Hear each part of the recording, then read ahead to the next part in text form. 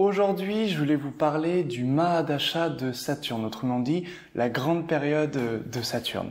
Alors, c'est souvent une planète qui fait peur parce qu'elle est considérée comme étant la grande maléfique de l'astrologie. Et effectivement, le Mahadasha de Saturne est donc redouté pour cela.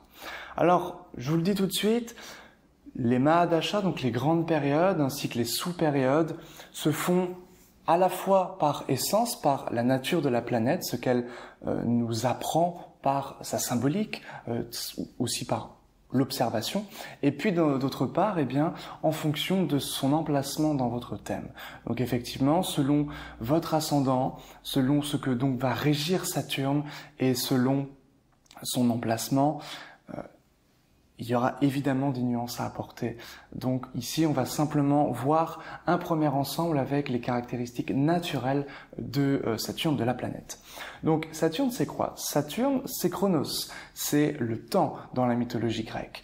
Et effectivement, ça va être une idée de temps. C'est une période qui dure 19 ans, c'est donc une grande période, c'est la deuxième plus grande, la plus grande c'est Vénus avec 20 ans. Donc cette période de Saturne, dans cette période il peut se passer tout et son contraire, bien sûr. C'est pourquoi la période va donner la toile de fond et les sous-périodes, ça va nous renseigner sur ce qu'il va se passer sur cette toile de fond. Donc comme il s'agit de la toile de fond, ce que je vais dire va concerner cette toile de fond. Donc la première chose à dire, c'est que Saturne, durant ce Mahadasha, va vous tester. Et son test va être de vous tester sur la longueur, sur la durée. Est-ce qu'il y a en vous une once de patience, une once de travail? Ça, c'est vraiment ce qui est intéressant. Et pourquoi il vous fait travailler pour que vous obteniez les fruits promis par le thème, et on va dire c'est une manière de purger le karma, parce qu'il y a effectivement évidemment une idée de karma avec bien sûr l'astrologie, mais un petit peu davantage avec Saturne. Saturne, c'est vraiment ce qui est difficile, les épreuves. Donc effectivement, une fois qu'on a travaillé sur soi, qu'on a véritablement pris le temps pour faire ce qu'on devait faire, eh bien, les fruits qu'on récolteront seront grands et seront bons. Ça, c'est vraiment important, capital à comprendre avec ce Mahadasha de Saturne. Ce n'est pas forcément une grande période difficile pour tout le monde. Ça, c'est quelque chose d'important à dire. L'idée, c'est que on arrive dans cette grande période de Saturne, eh bien, on se sent vraiment appelé, vraiment. On a une mission à accomplir et c'est urgent. Il y a un caractère d'urgence avec le Mahadasha de Saturne et on va essayer effectivement de concentrer nos efforts, de concentrer notre énergie vers un but qu'on s'est assigné en fait. Ça, c'est vraiment important. Alors dans un premier temps, ça va être l'idée de faire retour en soi-même pour comprendre ce qui nous appelle, et ensuite travailler dur. Si vous avez travaillé dur durant d'autres périodes, ce n'est rien comparé à la grande période de Saturne.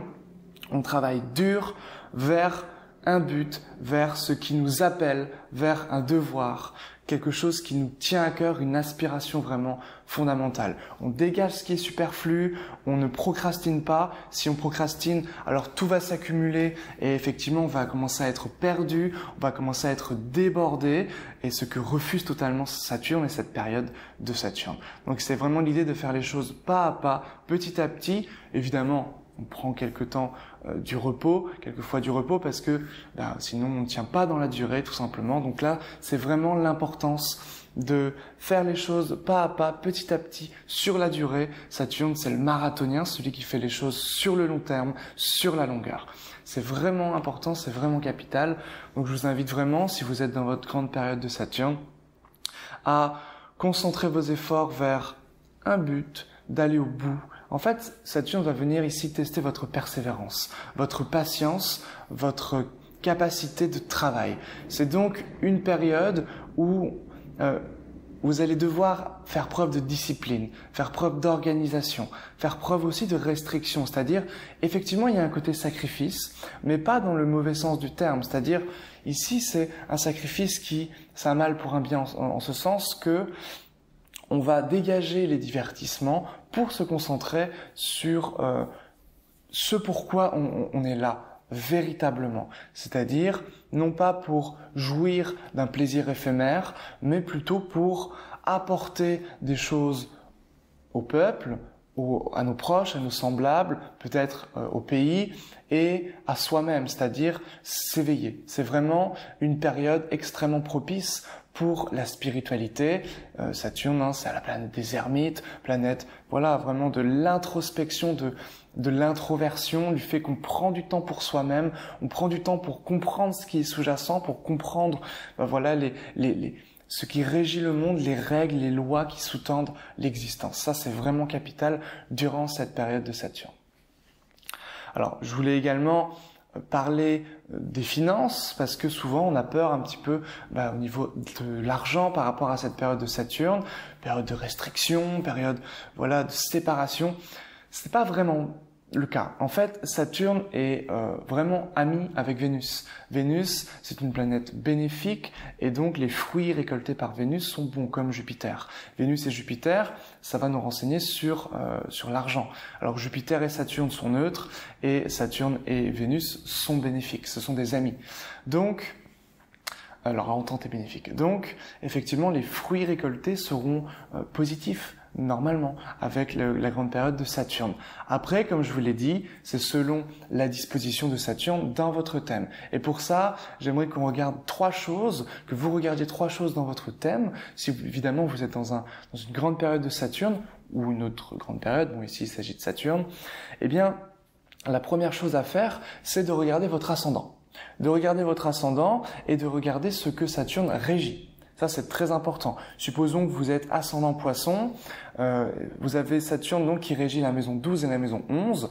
Durant cette période de Saturne, il y aura un changement, maison 12, par rapport à la maison 11. Donc ça peut être un changement au niveau de la source de revenus, ça peut être un changement au niveau du cercle d'amis ou du cercle social. Ça peut aussi être voilà, un renouveau au niveau des appuis, des protections et également, comme on l'a vu, l'idée que les aspirations vont être très puissantes, maison 11, et Saturne régissant par essence la maison 11. Hein. Donc ici, effectivement, c'est cette aspiration qui va être fondamentale et très intéressante. Et puis la maison 12, eh bien, ça va être principalement la spiritualité, le fait qu'on va prendre du temps pour soi, qu'on va effectivement passer du temps en solitaire pour effectivement se concentrer sur l'essentiel. Ça va être très très important. Donc première chose, vous regardez votre ascendant. Deuxième chose, vous regardez l'emplacement de Saturne, donc très important. Si Saturne est en exaltation, donc en balance, s'il est en domicile, donc en Capricorne ou en Verseau, ou s'il est en chute, en Bélier, ça va pas donner la même chose. C'est sûr que ça va pas donner la même chose. Un Saturne en Bélier, donc en débilité, ça va être compliqué. Ça va être plus compliqué, on va dire, à certains niveaux. Par exemple, les épreuves peuvent être vécues plus difficilement. Après, bien sûr, il faut voir ce que votre ascendant, donc ce que régit le Bélier, ce que régit également Saturne. Donc ça, c'est important. Donc, ce que régit Saturne, l'occupation de Saturne, donc son emplacement, également, on va dire, le dispositeur de l'emplacement de Saturne. Si Saturne est en Bélier, je vais regarder le maître du Bélier, à savoir Mars, parce que Mars, on va dire que Saturne va être sous la tutelle, sous la coupelle de Mars, donc ça va être important de regarder aussi, donc ça c'est le troisième point. Et j'en rajouterai également un quatrième, ça va être évidemment de regarder la sous-période qui va nous renseigner sur, eh bien, comment va se passer ces fragments en fait de périodes. Donc ça c'est très intéressant et on va pouvoir le faire principalement avec les divisions zodiacales. Donc par exemple, si je veux travailler sur la carrière, eh bien je vais ouvrir comme ça complètement la carrière et de manière un peu chirurgicale, je vais regarder ce qui va se passer en fonction des périodes, de la sous-période, en comparant les deux, leurs relations, leur entente, etc. Et puis leur emplacement. Déjà ça c'est dans le thème natal et ensuite dans les divisions, je vais regarder leurs relations également, leur état céleste, la maison qu'ils occupent, etc., etc., pour essayer d'y voir un peu plus clair dans le domaine que je suis en train d'étudier.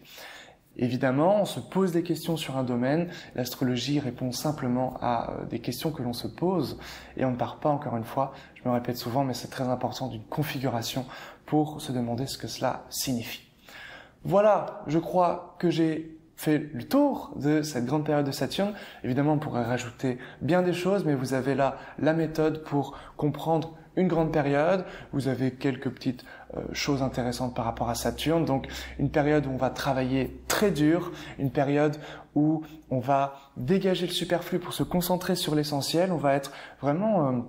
c'est la mission en fait, la mission qui est devant nous et on n'a qu'une idée en tête, c'est d'y parvenir. C'est vraiment l'objectif, c'est du coup le travail, c'est cet objectif-là. Et pour finir aussi avec l'argent, c'est vrai que j'aurais dû l'évoquer avant, c'est la sobriété. C'est-à-dire qu'on va avoir tendance à accumuler en économisant et en même temps on se contente de peu. Donc c'est vraiment cette idée avec Saturne de vivre de manière sobre, frugale, de se contenter de peu, et encore une fois, on dégage le superflu pour se concentrer sur l'essentiel, et si on économise, c'est pour nourrir des projets qui vont nous servir par la suite.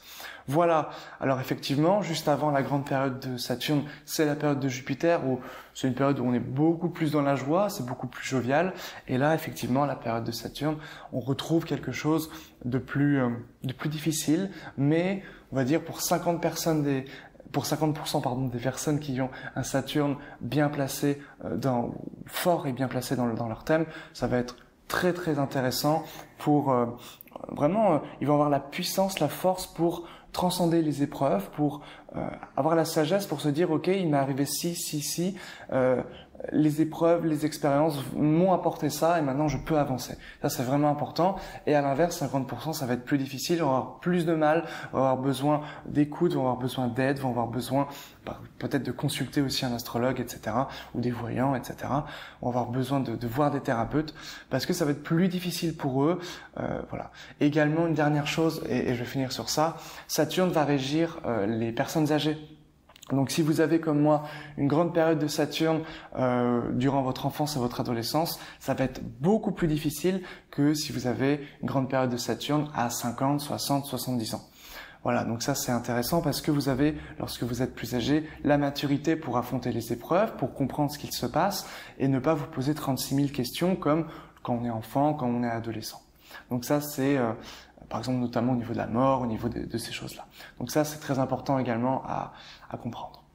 Voilà, j'ai fait le tour. Si vous désirez recevoir un préambule de consultation, n'hésitez pas à regarder les liens en description. Vous avez tout ce qu'il faut. Si vous voulez vous former, c'est dans les liens. Si vous voulez rejoindre le cercle des astrologues, c'est également dans le descriptif. Je vous invite vraiment à regarder tous ces liens et puis bien tout simplement à nous rejoindre et à faire partie de ce cercle. Voilà, je vous souhaite une excellente continuation et je vous dis à très vite. Ciao.